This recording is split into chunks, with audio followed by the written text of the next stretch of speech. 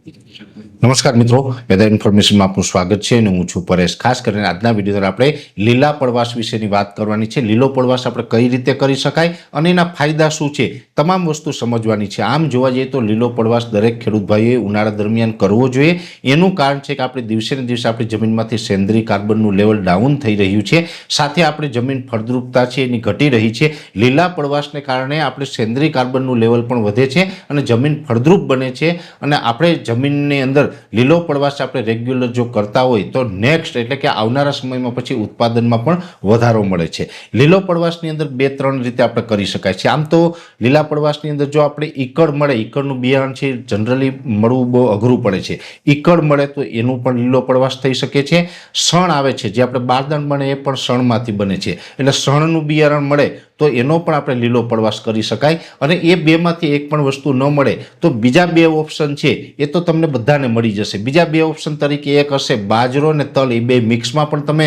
વાવીને લીલો પડવાશ કરી શકો। અને ત્રીજું ઓપ્શન છે કઠોળ પાકની અંદર। કઠોળ પાકની અંદર અડદ, મગ અને ચોરા, આ ત્રણેય તમે મિક્સ કરીને એનું પણ તમે લીલો પડવાશ કરી શકો છો। ખાસ કરીને કઠોળ વર્ગનો પાક હોય ને એની અંદર નાઇટ્રોજનનું ફિક્સેશન ઝડપથી થતું હોય, વધારે થતું હોય છે અને એની અંદરથી આપણે જે શણની અંદર જે આપણે લીલા પડવાશની અંદર લાભ લેવાનો હોય એ વધારે મેળવી શકાય છે। એટલે મારી દ્રષ્ટિએ ઈકળ અથવા તો જો શણ ન મળે તો પછી આ 3 કઠોળ છે, અડદ, મગ અને ચોરા, એનું મિક્સ કરીને આપણે લીલો પડવાશ છે કરવો જોઈએ। હવે લીલો પડવાશ આપણે કઈ રીતે કરવાનો કે પહેલાં તો આપણે ઈકળ, શણ અથવા તો આ કઠોળનું જે 3માંથી એક વસ્તુ વાવવાની છે એ જે પણ આપણી પાસે અવેલેબલ હોય, હાજર હોય, એનું વાવેતર કરી દેવાનું ને એમાં 2 થી 3 પિયત આપવાના। પિયત આપીએ એટલે સ્વાભાવિક રીતે એનો ઉગાવો થઈ જશે, એ મોટું થશે।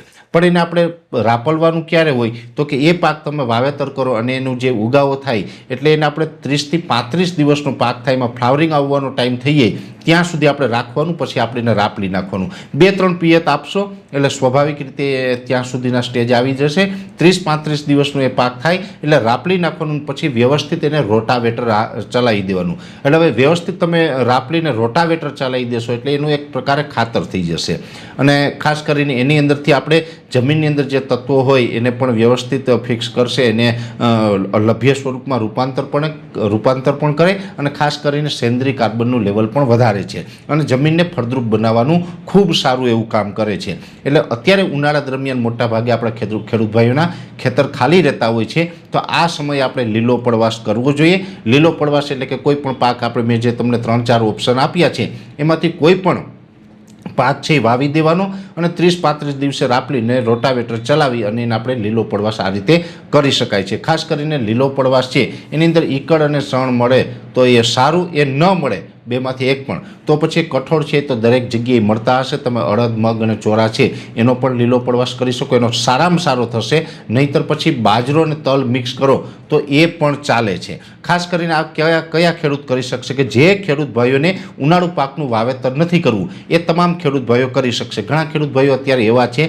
કે જેને શિયાળુ પાક લેટ વાવેલો હતો એટલે અત્યારે હાર્વેસ્ટિંગ લેટ થશે તો ઉનાળુ વાવેતર કરવાનો સમય નથી રહેવાનો, એ ખેડૂત પણ કરી શકે છે। ઘણા ખેડૂત ભાઈઓ એવા છે કે જે ઉનાળુ પાકનું વાવેતર કરે તો પિયતની વ્યવસ્થા નથી, પાણી 1 થી 2 જ હવે પી એમ છે કે વધીને 3 પાણી આપી શકાય એમ છે, બાકી પાણી પાછળથી ઘટી જાય તો પછી ઉનાળુ પાક ન કરતા હોય તો એવા ખેડૂત ભાઈઓએ પણ આ લીલો પડવાશ અત્યારે કરી લેવો જોઈએ। અમુક ખેડૂત ભાઈઓ એવા પણ છે કે જેને ઓરવીને મગફળી કે કપાસ કરવાનો છે, ઓરવીને મગફળી કે કપાસ કરવાનો હોય તો ઉનાળુ પાક વાવે તો ઓરવાનો ટાઈમ નજીક આવી જતો હોય તો પછી ઉનાળુ પાક ટાળતા હોય તો એવા સમયે પણ એ કરી શકે છે। એટલે ખાસ આપણે સતત 3-3 પાક લેતા હોય, જો કે 3-3 પાક લેવા પણ જરૂરી છે, મોંઘવારી છે, સામે આપણા જે ખેડૂતના જે ખેત ઉત્પાદનો છે એના ભાવ નથી મળતા, એટલે આપણે આ મોંઘવારીમાં ટકી રહેવા માટે આપણે 3-3 ઉત્પાદન લેવા છે એ પણ આપણા માટે જરૂરી થઈ ગયા છે। છતાં પણ વચ્ચેમાં કોઈ પણ કારણસર જો આપણે આ ઉનાળાની અંદર સમય મળે તો આ પ્રકારનું કરીને લીલો પડવાશ કરશો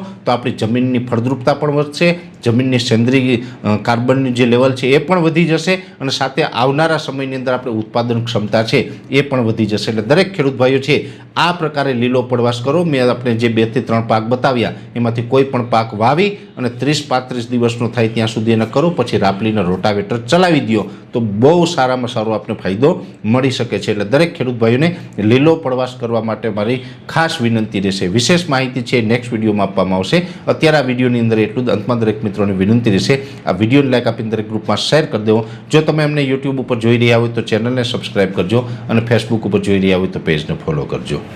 નમસ્કાર.